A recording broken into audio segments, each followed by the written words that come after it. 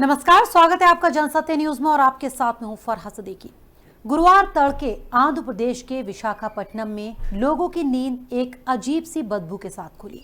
अपने अपने घरों के अंदर सोए लोगों के लिए अचानक सांस लेना दूभर हो गया। इससे पहले कि कोई कुछ समझ पाता, एक बच्चे समेत 3 लोगों की मौत हो चुकी थी। ये सब एक केमिकल फैक्ट्री में जहरीली गैस के रिसाव के चलते हुआ। एलजी पॉलीमर इंडस्ट्री में करीब 2:30 बजे जहरीली रासायनिक गैस का रिसाव शुरू हुआ। नायडू थोटा के आर वेंकटपुरम इलाके में जहां ये फैक्ट्री स्थित है, उसके आसपास के करीब 3 किलोमीटर के इलाके में लोग सड़कों पर बेहोश होकर गिरने लगे। आंखें जलने लगी और कुछ लोगों को शरीर पर छाले भी पड़ने लगे।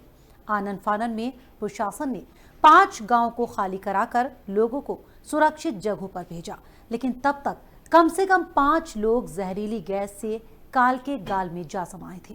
आंध्र प्रदेश के विशाखापट्टनम में एक फार्मा कंपनी में गैस लीकेज होने के बाद पूरे शहर में तनाव का माहौल है। हालात पर काबू पाने के लिए स्थानीय प्रशासन और नेवी ने फैक्ट्री के आसपास के गांवों को खाली करा लिया।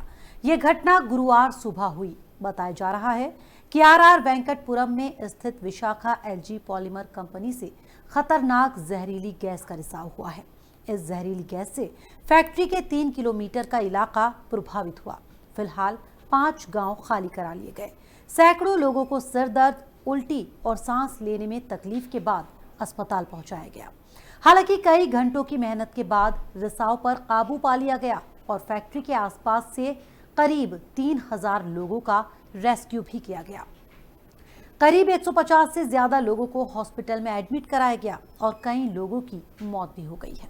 बहुत से लोग गंभीर हालत में हैं, जिसमें ज्यादातर बुजुर्ग और बच्चे शामिल हैं। आंध्र प्रदेश के विशाखापट्टनम में एक फैक्ट्री से जहरीली गैस लीक होने से हुए हादसे में अब तक कई लोगों की मौत हो चुकी है, जबकि हजारों लोग बीमार हैं। ये कौन सी गैस है जो इतनी जहरीली है? कितनी घातक है ये गैस? जिस प्लांट से गैस लीक हुई उसमें क्या बनता है और उसमें इस गैस का क्या इस्तेमाल है?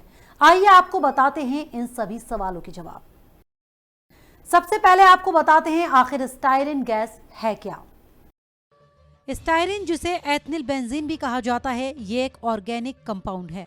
ये एक सिंथेटिक केमिकल है जो रंगहीन लिक्विड के रूप में दिखता है। हालांकि काफी वक्त तक इस गैस को रखा जाए तो ये हल्के पीले रंग की दिखती है और जब ये जलती है तो बहुत ही जहरीली गैस रिलीज करती है।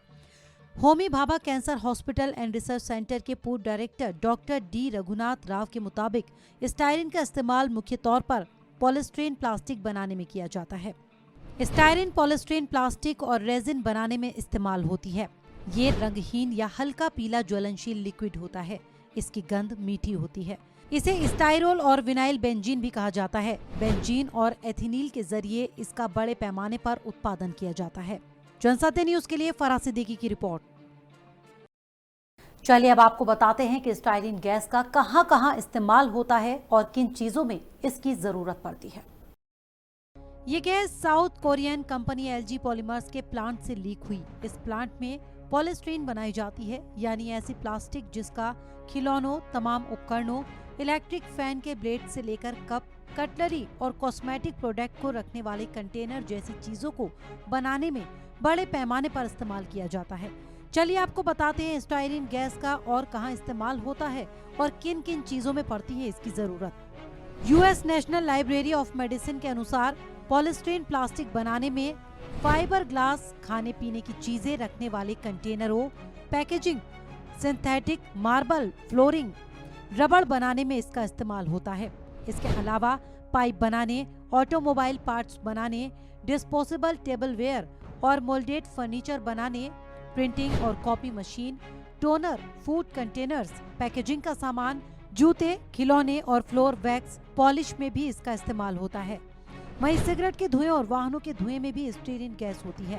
प्राकृतिक तौर पर कुछ फलों, सब्जियों, नट्स और मीट में भी ये पाई जाती है। जनसत्य न्यूज के लिए फरहा सिद्दीकी की रिपोर्ट। आइए आपको बताते हैं कि स्टायरिन के संपर्क में आने से इंसानों पर इसका क्या असर पड़ता है और ये लोगों के लिए कितनी खतरनाक है। ये बहुत ज्वलनशील गैस है जो जलने पर जहर बन जाती है। एक्सपर्ट की माने तो इस गैस से प्रभावित लोगों को जल्द से जल्द इलाज मिलना चाहिए, क्योंकि ये गैस बहुत खतरनाक है और इस गैस के रिसाव से संपर्क में आने से त्वचा में चकत्ते, आंखों में जलन, उल्टी, बेहोशी, चक्कर आना और सांस लेने में तकलीफ जैसी समस्याएं हो सकती हैं।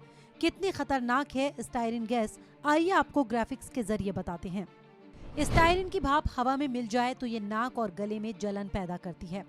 इससे खांसी और गले में तकलीफ होती है, साथ ही फेफड़ों में पानी भरने लगता है। स्टायरिन ज्यादा मात्रा में सांस के जरिए शरीर में पहुंचती है तो स्टायरिन बीमारी पैदा कर सकती है। इसमें सिर दर्द, जी मचलाना, थकान, सिर चकराना, कंफ्यूजन और पेट की गड़बड़ी जैसी दिक्कतें होने लगती है।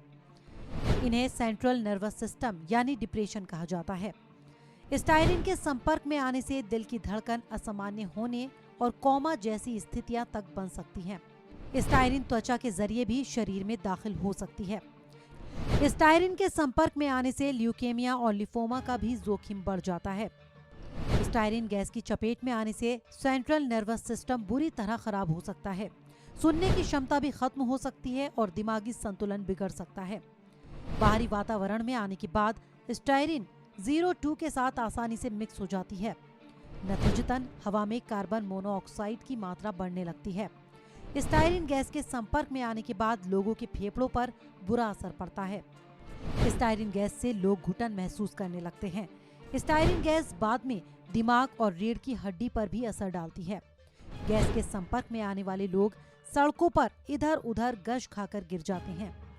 स्टायरिन न्यूरोटॉक्सिन गैस है जिसके संपर्क में आने के बाद सांस लेने में दिक्कत होती है। इससे 10 मिनट में ही प्रभावित व्यक्ति की मौत हो सकती है। जनसत्य न्यूज के लिए फरहाद सिद्दीकी की रिपोर्ट। विशाखापट्टनम में जहरीली गैस के रिसाव की इस घटना ने करीब 36 साल पहले हुई ऐसी ही एक दुर्घटना की याद ताजा कर दी। विश्व की सबसे भीषण औद्योगिक दुर्घटनाओं में शामिल यह हादसा साल 1984 की 2 और 3 दिसंबर की दरमियानी रात को हुआ, जब यूनियन कार्बाइड की फर्टिलाइजर फैक्ट्री से जहरीले गैस का रिसाव शुरू हुआ और पूरे शहर में बादल की तरह छा गया। तब लोग सोए हुए थे और हमेशा के लिए सोते ही रह गए। कई लोगों की दर्दनाक मौत हो गई और जिनकी जानें बची भी उनके फेफड़े कमजोर पड़ गए और आंखें खराब हो गईं। इसमें से कई की तो सुध-बुध चली गई और वो मनोरोगी हो गए। मिथाइल आइसोसाइनाइड के रिसाव से करीब 3000 लोगों की मौत हो गई थी और लगभग 1 लाख से ज्यादा लोग प्रभावित थे। मौत का वास्तविक आंकड़ा करीब 15,000 से ज्यादा था, लेकिन सरकारी रिकॉर्ड में 3,787 मौतें ही दर्ज हो पाई। इस हादसे से प्रभावित लोग अब भी कैंसर, ट्यूमर, सांस और फेफड़ों की समस्या जैसी बीमारियों से जूझ रहे हैं। विशाखापट्टनम की ही तरह भोपाल की यूनियन कार्बाइड फैक्ट्री से जहरीली गैस के रिसाव का दंश आज भी वहां के लोगों पर साफ देखा जा सकता है। हालांकि यूनियन कार्बाइड फैक्ट्री में हुआ हादसा विशाखापट्टनम में हुए हादसे से कहीं ज्यादा डराने वाला और घातक था। उस रात यूनियन कार्बाइड से करीब 40 टन गैस का रिसाव हुआ था और इसका कारण यह था कि फैक्ट्री के टैंक नंबर 610 में जहरीली मिथाइल आइसोसाइनाइड गैस से पानी मिल गया था। इस घटना के बाद रासायनिक प्रक्रिया हुई और इसके परिणाम स्वरूप टैंक में दबाव बना और टैंक खुल गया और गैस वायुमंडल में फैल गई। इस गैस के सबसे आसान शिकार भी कारखाने के पास बनी झुग्गी बस्ती के लोग ही थे। उन्होंने नींद में ही अपनी आखिरी सांस ली। गैस को लोगों को मारने के लिए सिर्फ 3 मिनट ही काफी थे। कारखाने में अलार्म सिस्टम था, लेकिन यह भी घंटों तक बेअसर रहा। हालांकि इसने पहले कई मौकों पर लोगों को चेतावनी दी थी। वहीं विशाखापट्टनम का ये प्लांट शहर के बाहरी हिस्से नायडू थोटा इलाके में मौजूद है, जहां से ये गैस लीक हुई। प्लांट में बने 5-5 हजार टन के 2 टैंकों से ये गैस लीक हुई है। मार्च में लॉकडाउन लागू होने के बाद से ही टैंकों की देखभाल करने के लिए वहां पर कोई भी तैनात नहीं था।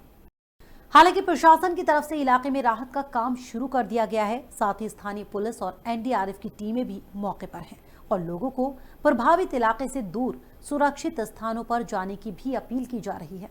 प्रशासन का दावा है कि हालात पर जल्द ही काबू पा लिया जाएगा, लेकिन पहले ही कोरोना वायरस के बढ़ते संक्रमण से परेशान लोगों पर इसका असर कब तक बना रहेगा, ये बताना फिलहाल मुश्किल है। तो फिलहाल हमारी खास पेशकश में इतना ही। हमारे और वीडियोस देखने के लिए जनसत्य न्यूज को सब्सक्राइब करें, शेयर करें और लाइक करें। नमस्कार।